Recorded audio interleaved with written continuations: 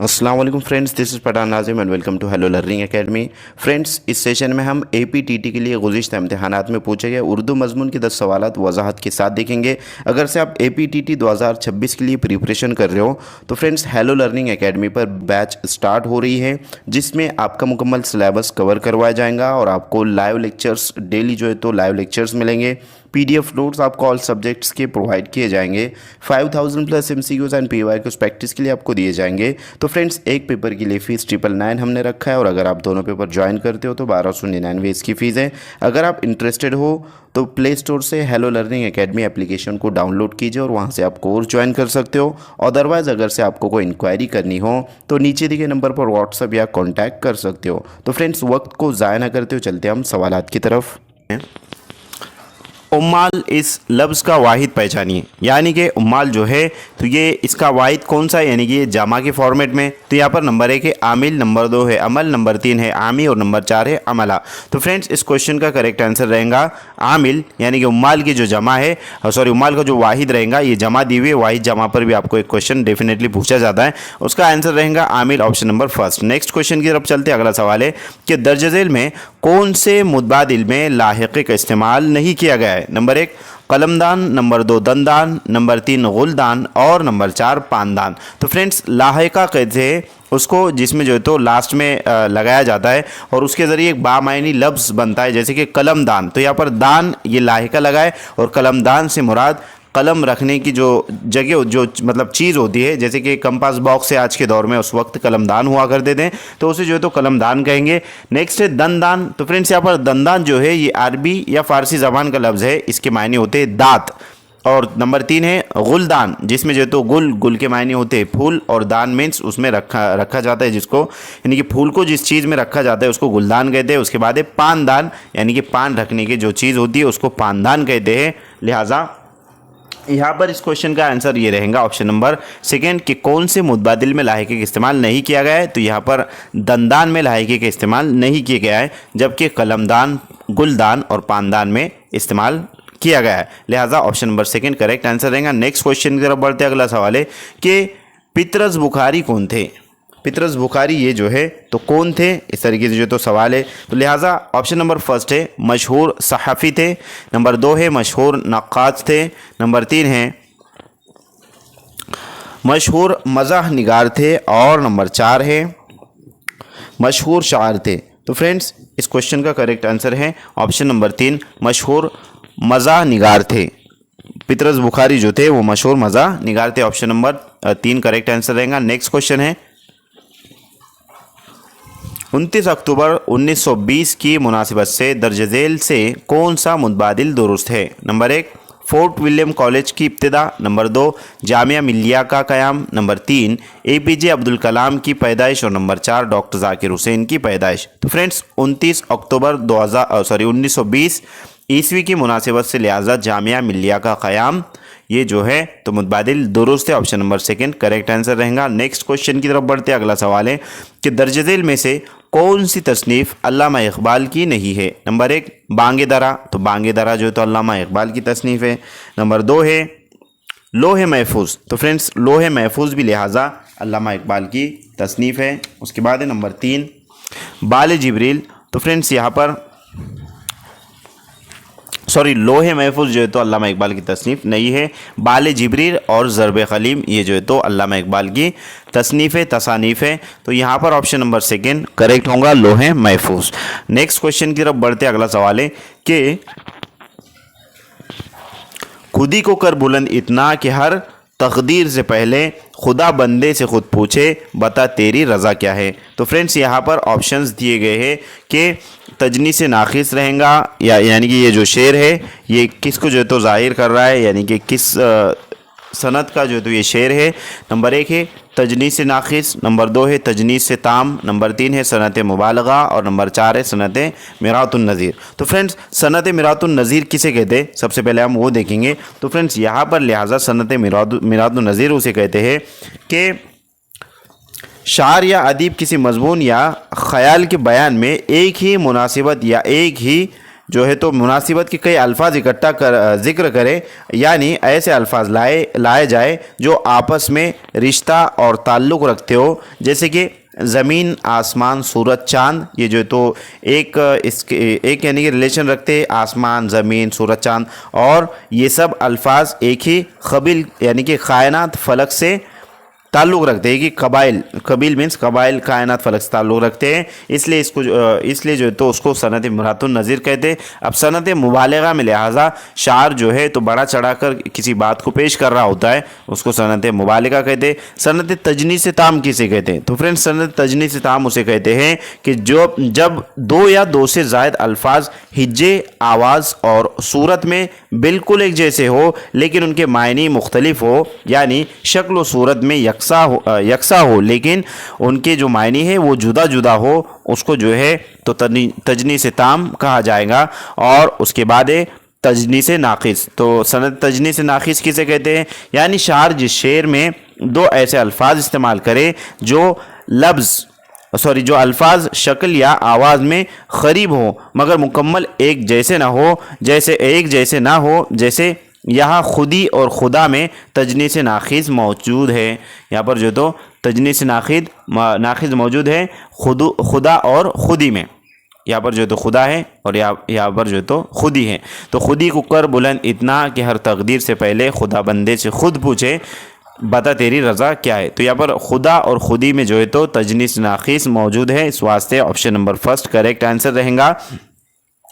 लिहाजा next question की तरफ हम बढ़ते। अगला सवाल है कि जिस बहर में मफ़ाइलुन कुल 8 बार आए उस बहर का नाम बतलाइए। उस बहर का नाम बताना है। तो यहाँ पर जो है तो बहरों के नाम है।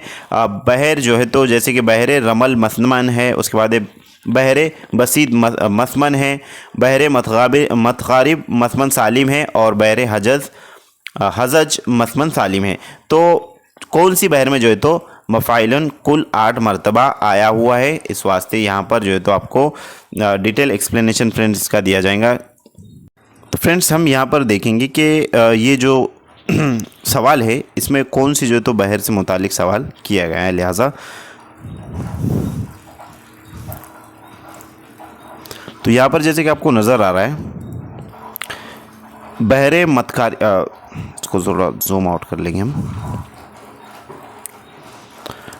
यहाँ पर जो है तो जिस बहर में मफ़ाइलन कुल 8 बार आए उस बहर का नाम बताइए। तो लिहाजा बहर मुतरादिक इसमें जो है तो फ़ाइलुन आता है, बहर मतखारिब में जो है तो फ़ऊलन आता है, बहर रजज़ में मुस्तफ़इलुन आता है और बहर रमल में फ़ाइलतुन आता है। ये 4 मरतबा दिया गया है, लेकिन इसको डबल यानी कि 2 जो शेर होते हैं ना फ्रेंड्स, तो उसका तख्ती जब कर दे तो इसलिए जो है तो उसको बहर में यानी कि उसको नापा जाता है, तोला जाता है वगैरह वगैरह। तो यहाँ पर जो है तो बहर हजज इसमें मफ़ाइलुन आया है और इसमें क्या है कि जिस बहर में मफ़ाइलुन 8 मरतबा आया है, कुल 8 बार आए, उस बहर का नाम बताइए। तो यहाँ पर बहर मतखारिब मसमन सालिम में कितने मरतबा आए? तो बहर मतखारिब में जो है तो यहाँ पर फ़ौलन 8 मरतबा है। अब हर बहर में 8 मरतबा ही आता है, लेकिन फ़ौलन मफ़ाइल, अब यहाँ पर मफ़ाइलुन पूछा गया है। तो यहाँ पर फ्रेंड्स मफ़ाइलुन जो है लिहाजा बहर हजज में पूछा गया है। तो यहाँ पर जो आंसर रहेगा वो रहेगा बहर हजज मसमन सालिम। बहर हजज जो है तो ऑप्शन करेक्ट ऑप्शन रहेगा। और उसके बाद बहर रमल में जो पूछा गया है तो बहर रमल में फ़ाइलतुन 8 मरतबा पूछा जाता, यानी कि 8 मरतबा आता है। और बहर बसीत में, बहर बसीत जो है तो यहाँ पर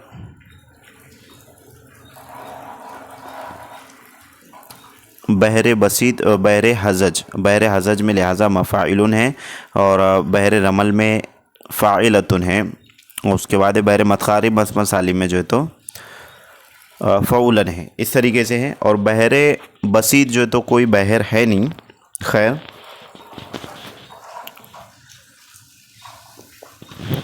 तो इस तरीके से ये 3 बहरों से मुतालिक हमने आपको बताया। और जो बकिया जो बहरें हैं वो भी आप उसको जहन में रखिए कि कौन से बहर में क्या चीज़ पूछी गई है। जैसे कि बहर मुतरादिक में फ़ाइलुन है और 8 मरतबा आता है।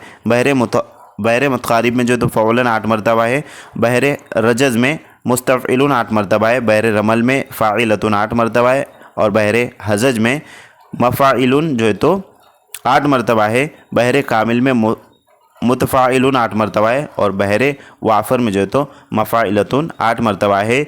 ये वज़न एक मिसरे का है, दूसरे मिसरा इसी की तकरार पर होता है, मीन्स इसी की तकरार पर मीन्स जो है तो 8 मरतबा होता है, यानी कि 4 जो आपको नज़र आ रहे हैं, तो ये दूसरा मिसरा भी इस तरीके से, तो यहाँ पर 8 कुल जो 8 मरतबा आए, तो ये डबल जो है तो इसको अगर किया जाए तो 8 हो जाता है। जैसे कि मफ़ाइलुन यहाँ पर जो है तो 8 मरतबा आएगा, इसको अगर डबल लिया जाए तो इस तरीके से फ्रेंड्स ये क्वेश्चन बहर के ऊपर पूछा गया है। असनाफ़ अदब का जो पार्ट है जिसमें गज़ल के जो शेर होते हैं उसकी तख्ती की जाती है, उसको जो तो अलग अलग डिवाइड किया जाता है। खैर वो तमाम तर चीज़ें आपको क्लास में उर्दू के जो लेक्चर्स है उसमें बतलाए गए हैं। उसके बाद है नेक्स्ट क्वेश्चन कि जब किसी लफ्ज़ या तरकीब को किसी ख़ास तरीके से इस्तेमाल करने से कलाम की तज़यीन हो तो कलाम की इस खूबी को क्या कहते हैं? नंबर 1 है तरकीब, नंबर 2 है सिफत, नंबर 3 है तजबिया और नंबर 4 है इस्तिआरा। तो फ्रेंड्स जब किसी लफ्ज़ या तरकीब को किसी ख़ास, यहाँ पर जो ख़ास जो लफ्ज़ आ रहा है ना फ्रेंड्स, ये जो तो ऑप्शन की तरफ लेकर जाएंगा हमें कि ख़ास तरीके से इस्तेमाल करने से कलाम की तज़यीन हो, तो यानी कि कलाम जो है तो अच्छा लगे, तो कलाम की इस खूबी को क्या कहते हैं? तरकीब कहते हैं, सिफत कहते हैं, तजबिया कहते हैं और इस्तिआरा कहते हैं। यहाँ पर ये नहीं पूछा गया है कि एक दूसरे को जो है तो मुशाबा करार देना, तो तजबिया तो नहीं होगा यहाँ पर, इस्तिआरा भी नहीं होगा और उसके बाद है तरकीब भी नहीं होगा। फ्रेंड्स लफ्ज़ या तरकीब को किसी ख़ास तरीके से इस्तेमाल करने से, जैसे कि वो किताब है और वो किताब बहुत अच्छी है, तो यहाँ पर बहुत अच्छी जो रहेगा वो सिफत रहेगा, लिहाजा ऑप्शन नंबर 2 करेक्ट आंसर रहेगा। नेक्स्ट क्वेश्चन की तरफ बढ़ते अगला सवाल है कि गज़ल का पहला शेर क्या कहलाता है? अब गज़ल से मुताल्लिक क्वेश्चन आए फ्रेंड्स, तो गज़ल का पहला शेर लिहाजा क्या कहलाता है ये पूछा गया है। नंबर 1 है मख्ता कहलाता है, नंबर 2 है मतला कहलाता है, नंबर 3 है काफ़िया कहलाता है और नंबर 4 है मखड़ा आया यहाँ पर, तो ये इस तरीके से आया है। लिहाजा पहला जो शेर है गज़ल का क्या कहलाता है? सबसे पहले हमको ये बात पता होना चाहिए मख्ता किसे कहते हैं, मतला किसे कहते हैं, काफ़िया किसे कहते हैं, और उसमें एक चीज़ और होती है जिसको रदीफ़ कहते हैं फ्रेंड्स। तो सबसे पहले हम देखेंगे कि मख्ता किसे कहते हैं। जिस शेर में शायर अपना तखल्लुस यानी कि कल्बी नाम पेश करे उसको मख्ता कहा जाता है, जो कि आखिरी शेर में किया जाता है, यानी कि शायर आखिरी शेर में जो है तो मख्ते का इस्तेमाल करता है, यानी कि अपना तखल्लुस आखिरी शेर में देता है, तो उसको मख्ता कहेंगे। उसके बाद है मतला किसे कहते हैं? तो फ्रेंड्स गज़ल के पहले शेर को मतला कहते हैं, जो पहला शेर होता है उसको मतला कहते हैं, और मख्ता आखिरी शेर को कहते हैं जिसमें शायर अपना तखल्लुस पेश करता है। उसके बाद है काफ़िया, काफ़िया किसे कहते? तो शायरी में हर शेर के दोनों मिसरों के आखिर में आने वाले अल्फाज जो हम आवाज़ हिस्से को, यानी कि आखिर में जो आने वाले अल्फाज है, तो उन हम आवाज़ हिस्सों को जो है तो उन हम आवाज़ लफ्ज़ों को क्या कहेंगे? काफ़िया कहेंगे। यानी वो अल्फाज जो रदीफ से पहले आए, यकसा आवाज़ रखते हैं, रदीफ से पहले आते हैं और यकसा आवाज़ रखते हैं, काफ़िया कहलाते हैं। और काफ़िया जो है तो हमेशा रदीफ से पहले आता है। तो फ्रेंड्स काफ़िया रदीफ से पहले आता है। अब रदीफ और काफ़िया ये दो चीज़ें हैं, लिहाजा कि रदीफ क्या है और काफ़िया क्या है वो हम देखेंगे कि जिसमें जैसे कि एक शेर है कि एहसास अमल की चिंगारी जिस दिल में फरोज़ा होती है, उस लब का तबस्सुम हीरा है, उस आँख का आंसू मोती। इसमें रदीफ़ और काफ़िया क्या है वो हम जो है तो देखेंगे। तो फ्रेंड्स यहाँ पर लास्ट में जो आ रहा है होती है, तो उसमें जो है वो रदीफ़ रहेगा, और जो मोती और होती जो लास्ट में आ रहा है कि एहसास अमल की चिंगारी जिस दिल में फरोज़ा होती है, तो होती है यहाँ पर जो होती रहेगा वो रहेगा काफ़िया, और दूसरे शेर में उस लब का तबस्सुम हीरा है, उस आँख का आंसू मोती है। तो रदीफ़ क्या है और उसके पहले आ रहा है मोती और होती, ये दोनों भी जो है तो काफ़िया रहेंगे। तो लिहाजा मैं उम्मीद करता हूँ कि आपको गज़ल से मुताल्लिक जो 4 चीज़ें मख्ता, मतला, काफ़िया और रदीफ़ ये समझ में आ गई होंगी। नेक्स्ट क्वेश्चन की तरफ बढ़ते अगला सवाल है। तो फ्रेंड्स यहाँ पर शेर के ज़रिए मैं आपको समझाने की कोशिश करूँगा। सबसे पहले कि एहसास अमल की चिंगारी जिस दिल में फरोज़ा होती है, यहाँ पर जो होती आ रहा है ये क्या रहेगा फ्रेंड्स? ये जो है तो काफ़िया रहेगा, क्योंकि रदीफ़ यहाँ पर है और इस शेर में भी रदीफ़ जो है तो है, दोनों में जो है तो रदीफ़ है रहेगा, यानी कि आखिरी में आता है, और उससे रदीफ़ से पहले जो आता है उसको काफ़िया कह देते हैं। यहाँ पर होती है और उस आँख का आंसू मोती है, इस तरीके से। नेक्स्ट क्वेश्चन की तरफ बढ़ते अगला सवाल है। दर्ज झेल में से उस शायर की निशानदेही कीजिए जिसे ज्ञानपीठ अवार्ड से अभी तक नवाजा नहीं गया। नंबर 1 है फिराक गोरखपुरी, नंबर 2 है शहरियार, नंबर 3 है जानिसार अख्तर और नंबर 4 है सरदार जाफरी। तो फ्रेंड्स इस क्वेश्चन का करेक्ट आंसर है ऑप्शन नंबर 3, जानिसार अख्तर जो है इनको अभी तक ज्ञानपीठ अवार्ड से नवाजा नहीं गया है। नेक्स्ट क्वेश्चन की तरफ बढ़ते अगला सवाल है कि महाराष्ट्र की राजधानी डैश डैश है। अब यहाँ पर ये बहुत ही इंटरेस्टिंग क्वेश्चन है। तो यहाँ पर मुंबई और पूना, ये तो आसान लग रहा है लेकिन ये आंसर नहीं है, बल्कि ये जो है तो सवाल की किस्म पूछी गई है। नंबर 1 है मुख्तसर सवाल है, यानी कि ये जो क्वेश्चन आपको नज़र आ रहा है इस टाइप के जो क्वेश्चन होते हैं उसको कौन सा सवाल कहते हैं, इस टाइप का क्वेश्चन पूछा गया है जो कि कद्र पैमा जो टॉपिक है फ्रेंड्स उसमें अच्छे से बतलाया गया है। तो मुख्तसर सवाल है, शनाख्ती सवाल है, तवील जवाबी सवालात है या फिर जो है तो इकाई जाँच है। तो लिहाजा ये इकाई जाँच नहीं है, ये तवील जवाबी भी नहीं है, ये मुख्तसर भी नहीं है, ये तीनों में जो है तो लिखना होता है। लिहाजा शनाख्ती जो रहता है जिसको मल्टीपल चॉइस क्वेश्चंस कहते हैं, ये वो वाला क्वेश्चन है। तो यहाँ पर एक शनाख्ती यानी कि एग्जैक्ट जिसको जो है तो कहेंगे मालूम होना चाहिए आंसर, तो वो रहेगा मुंबई, महाराष्ट्र की राजधानी मुंबई। ये जो सवाल की किस्म है ये है शनाख्ती सवाल। ऑप्शन नंबर 2 करेक्ट आंसर रहेगा। नेक्स्ट क्वेश्चन की तरफ बढ़ते अगला सवाल है कि असनाफ अदब की रोशनी में उर्दू ज़बान की साख्त का सही मुतबादिल कौन सा है। नंबर 1 है नस्र, नज़्म, कसीदा, गज़ल, नंबर 2 है दास्तान, तज़किरा, अफसाना, खुदनोश्त, नंबर 3 है खुलासा निगारी, गज़ल और कसीदा और नंबर 4 है नस्र, नज़्म, क़वायद और तहरीर। तो फ्रेंड्स असनाफ अदब की रोशनी में उर्दू ज़बान की साख्त का, यहाँ पर उर्दू ज़बान की साख्त पूछा गया है फ्रेंड्स। तो उर्दू ज़बान की साख्त का सही मुतबादिल जो है वो है नस्र, उसके बाद है नज़्म, उसके बाद है क़वायद और उसके बाद है तहरीर। Option number last correct answer रहेगा। मैं उम्मीद करता हूँ कि आपको तमाम क्वेश्चन अच्छे से समझ में आ गए होंगे, और अगर से आपको वीडियो अच्छी लगे तो एक लाइक ज़रूर करें और अपने फ्रेंड सर्कल में ज़्यादा से ज़्यादा इस वीडियो को शेयर करें। मिलते हैं नेक्स्ट टाइम नेक्स्ट वीडियो में। आज के लिए इतना काफ़ी है। Thank you for watching and listening my video. Thank you very much Indeed for your cooperation and have a nice day.